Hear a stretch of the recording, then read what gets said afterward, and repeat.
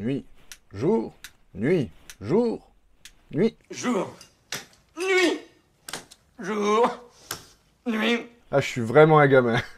Bonjour à toutes et à tous et bienvenue sur Ortus, et aujourd'hui on va parler d'un sujet assez sympa, c'est-à-dire comment choisir sa lumière artificielle pour nos plantes. Elles peuvent servir pour de nombreuses applications, comme par exemple pallier au manque de lumière dans une pièce sombre ou pendant l'hiver. Pour mieux contrôler l'environnement de nos plantes fragiles ou de nos semis. Perso, j'utilise l'éclairage artificiel pour tous mes semis, aussi bien cactus, légumes, plantes fleuries, et bon Dieu que ça marche bien. Et elle pousse aussi plus vite que dehors si on gère bien tous les paramètres. Un éclairage artificiel permet aussi de donner l'intensité lumineuse parfaite pour nos plantes, car la lumière du soleil, la lumière naturelle, est parfois un peu trop intense, ou parfois pas assez. Vous souhaitez vous équiper d'une lampe horticole, cette vidéo est faite pour vous. C'était nul, mais il y a beaucoup de systèmes différents et ça peut être compliqué de faire son choix suivant l'application dont on veut en faire.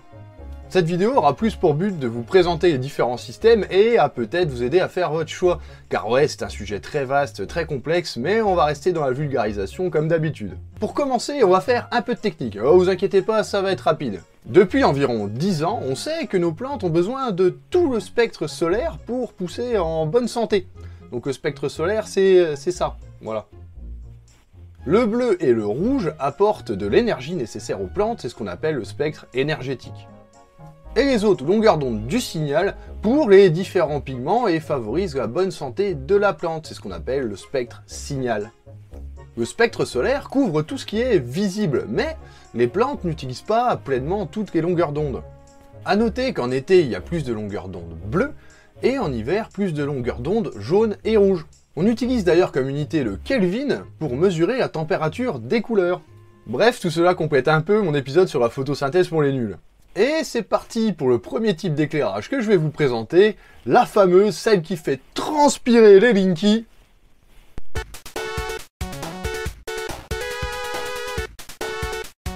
Et on commence par les plus vieilles, les lampes à décharge.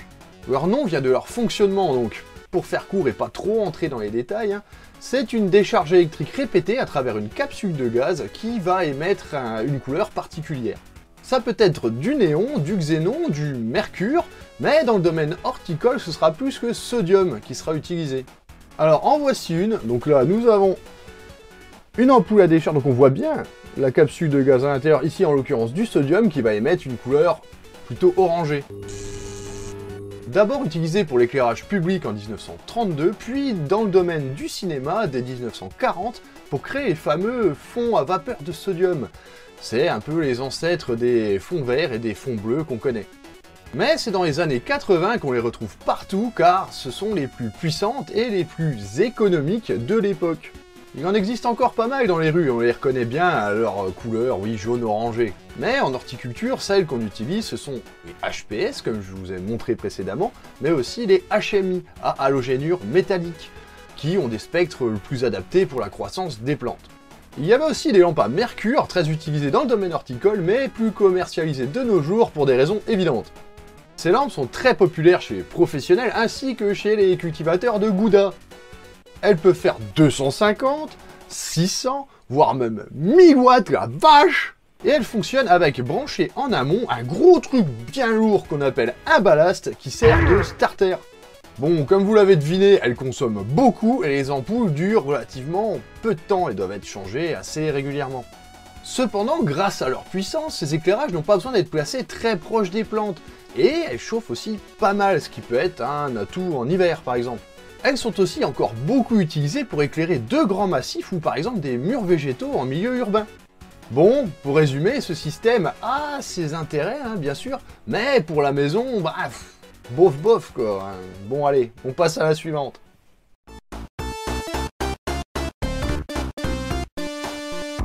Les tubes, vulgairement appelés néons, bien qu'il n'y ait pas vraiment de néon dedans, mais plus des composés ionisés, mais bon bref, dans leur début, ces lampes étaient, on peut le dire, à chier, ça éclairait que dalle. Thomas Edison fit quelques tests en 1895 sur ce type de lampe pour essayer de bombarder des rayons X. Mais bon, ça a causé un mort quand même, ouais, ça déconne pas les rayons X. Il faudra attendre 1927 avec les travaux de chez Osram pour que ça commence à ressembler à quelque chose, même si c'était pas encore méga au point. Hein. Et Philips continuera en 38 leur test pour trouver le bon mélange de gaz et de poudre adapté. Ce qui donna les néons tels qu'on les connaît, et depuis, on en a partout. Au fait, oui, de poudre, c'est vrai, ça vous est déjà arrivé sûrement de casser un néon sans faire exprès, j'imagine. Et à l'intérieur, une sorte de poudre blanche, c'est de la poudre fluorescente. Plutôt fiable, pas cher, chauffe pas trop, consomme pas trop, et se change facilement. Et ils peuvent même donner un très bon rendu des couleurs. Il y a les tubes droits, bien sûr, mais aussi les ampoules dites CFL, qui sont issues de la même technologie, mais entortillées pour la rendre plus compacte. Et selon le mélange de gaz et le type de poudre utilisé, on peut obtenir différents spectres, ce qui est vraiment très intéressant pour le domaine horticole. Très prisée pour les semis et les jeunes plants, car elle émet une lumière très douce qui ne risque pas de brûler les plantes. C'est d'ailleurs ce genre de système que j'utilisais jusqu'à présent. Mais le souci du recyclage des tubes et leur consommation encore assez forte, surtout en ce moment, elles sont maintenant progressivement détrônées par le prochain système, la LED.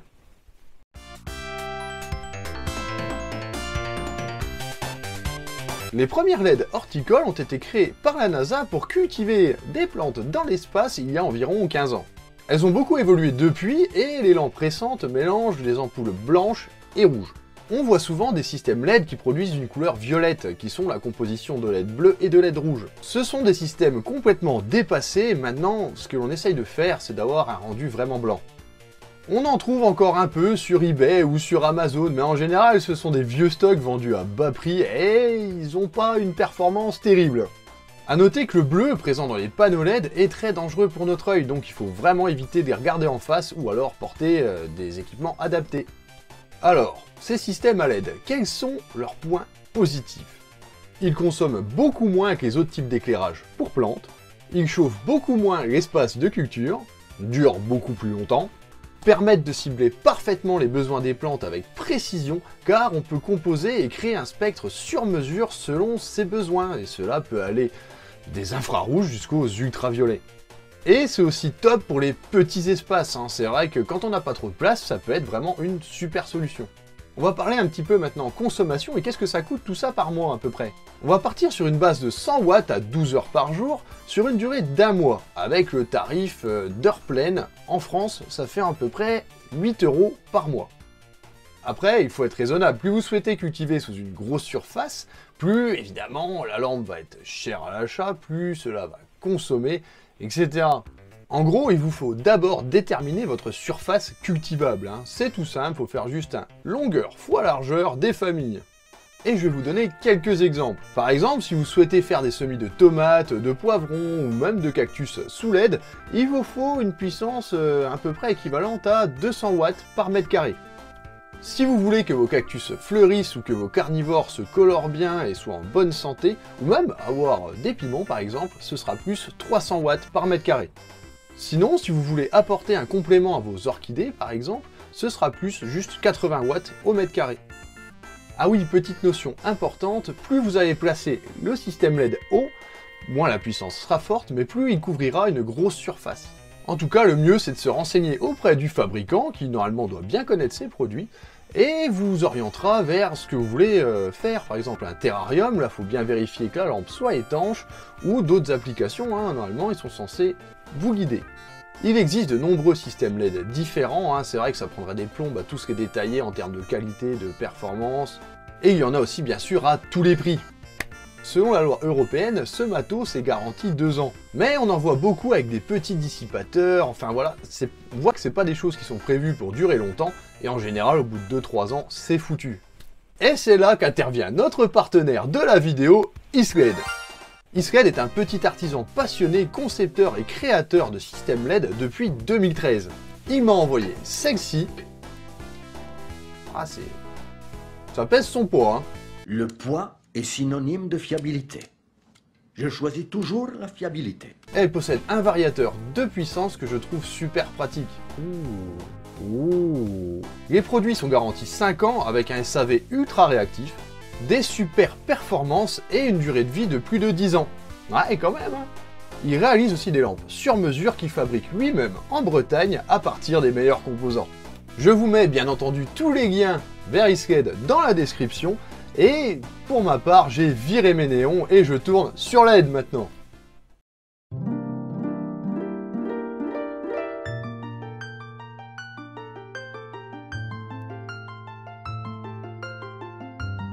Et voilà les planteurs, j'espère que ce petit épisode sur la lumière artificielle vous aura intéressé et aura peut-être pu vous éclairer sur vos choix.